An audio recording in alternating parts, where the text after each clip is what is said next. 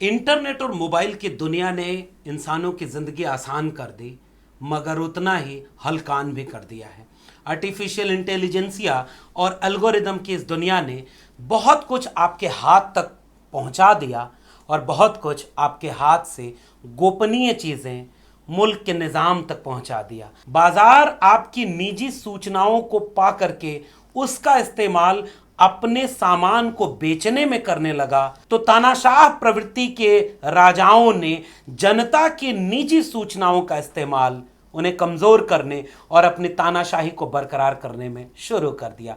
आज यही खबर आई कि इस देश में एप्पल कंपनी ने आईफोन इस्तेमाल करने वाले देश के कई विपक्षी दलों के नेताओं, पत्रकारों को एक मैसेज भेजा है कि संभव है कि इस देश की सरकार आपकी निजी सूचनाओं को इस फोन के जरिए हैक कर रही है, आपको सुन रही है, आपको देख रही है और आपकी हर सूचना उस तक पहुंच रही है।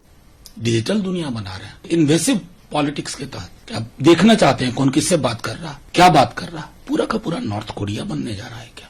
विपक्षी दल के कई बड़े नेताओं ने, चाहे वो राहुल गांधी हो, अखिलेश यादव हो, आम आदमी पार्टी हो या कम्युनिस्ट पार्टियों से लेकर के दक्षिण भारत में शरद पवार की एनसीपी और बीआरएस, इन सभी पार्टी ने इसका विरोध किया है और उन्होंने ये कहा कि यह इस देश की जमहूरियत को खत्म करने का उसके ऊपर किया गया हमला जैसा दिखता है। बड़े दुख की बात है, इस तरह का मैसेज कंपनी के माध्यम से मोबाइल पर पहुंचा है कि आपका स्टेट एजेंसी या स्टेट की तरफ से हैक किया जा रहा है या जासूसी की जा रही है। राजा को डर लग रहा है, राजा हार से डर रहा है, राजा जमहूरियत को भीतर से कमजोर करना चाह रहा है। अगर आप इन सारी घटनाओं को विपक्षी दलों की नाकामी के सर मोड़ना चाहते हैं तो बधाई हो आपको। आपकी मोबाइल सुरक्षित नहीं, आपकी निजी सूचनाएं सुरक्षित नहीं, और जब इतने बड़े बड़े नेताओं की सूचना सुरक्षित नहीं, पत्रकारों की सुरक्षित नहीं, तो हमारा आपका क्या होगा? पूरे ऑपोजिशन के खिलाफ यहाँ पे एप्पल का नोटिस आता है। मैंने इसको थोड़ा आपके लिए देखिए, अच्छी तरह देखिए, ये तोते का काम है, मगर हम डरने वाले नहीं हैं, हम लड़ने वाले लोग हैं, हम पीछे नहीं हटेंगे। एप्पल कंपनी ने सबको मैसेज भेजा कि सरकार आपको देख रही है, सुन रही है। पुराने जमाने में आप ये सुनते रहे होंगे कि दीवारों के भी कान होते हैं, मगर आज इस एल्गोरिदम और आर्टिफिशियल इंटेलिजेंसिया ने इस देश के तानाशाह के कान को हमारे हाथों तक पहुंचा दिया। वो हमारे हाथों के मोबाइल से हर पल हमें देख रहे, सुन रहे और फिर इसका इस्तेमाल करेंगे हमें कमजोर करने, तोड़ने, डराने और साजिश करने में।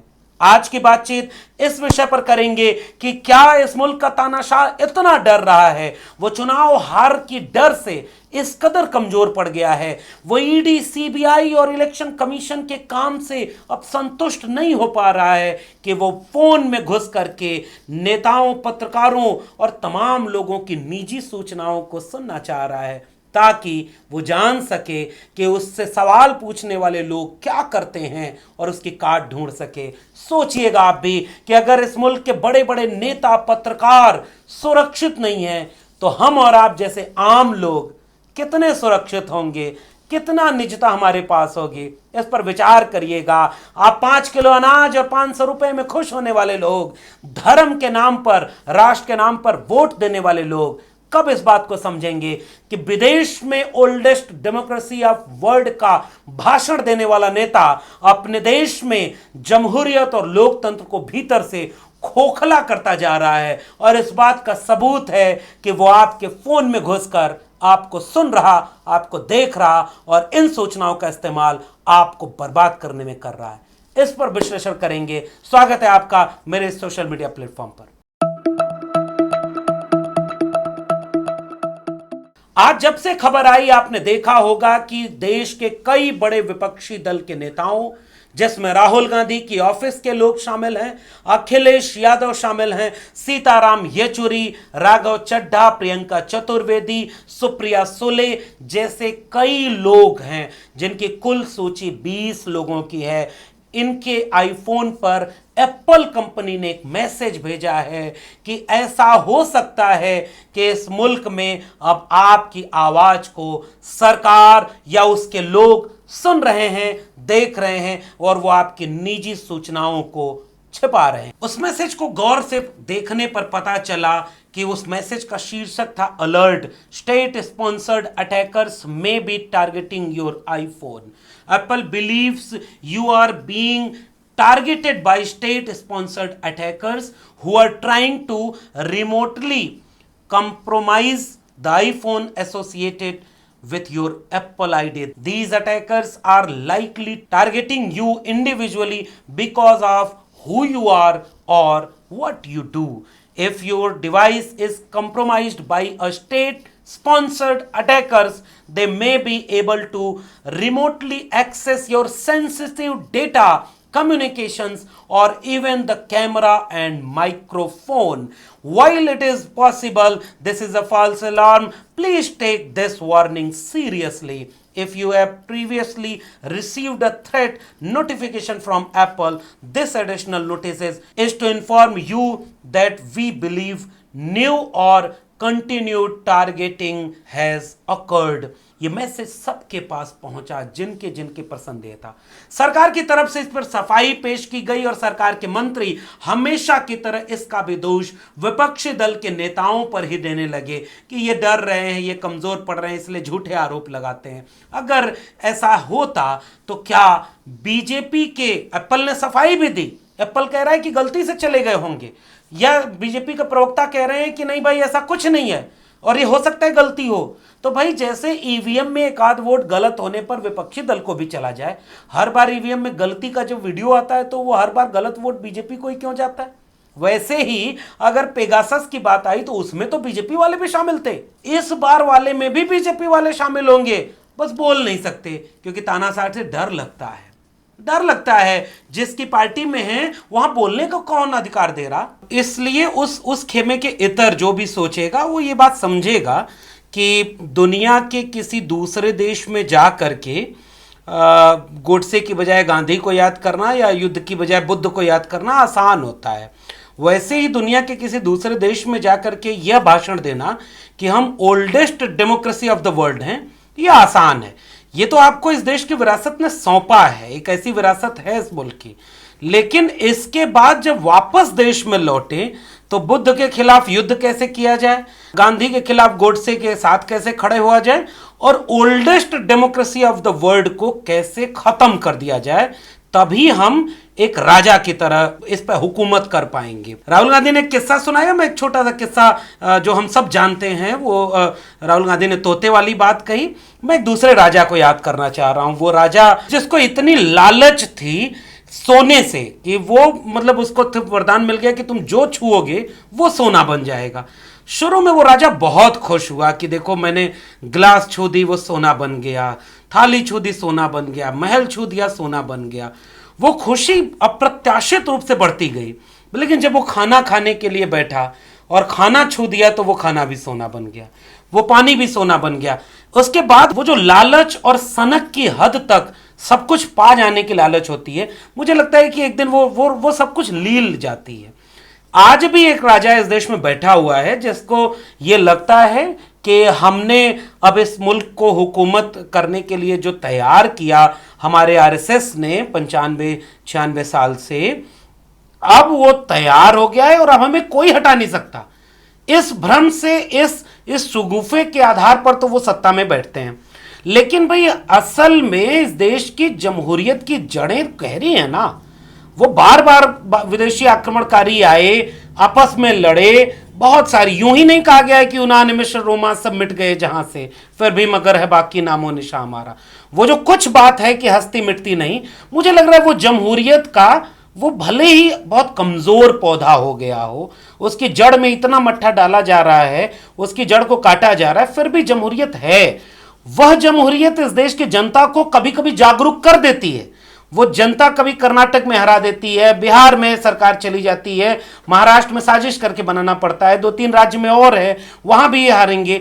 सवाल पूछती है वो जनता, प्रजा बनने से इनकार करके राजा को सवाल पूछते हुए, तब उन्हें डर लगता है कि कुर्सी तो चली जा सकती है।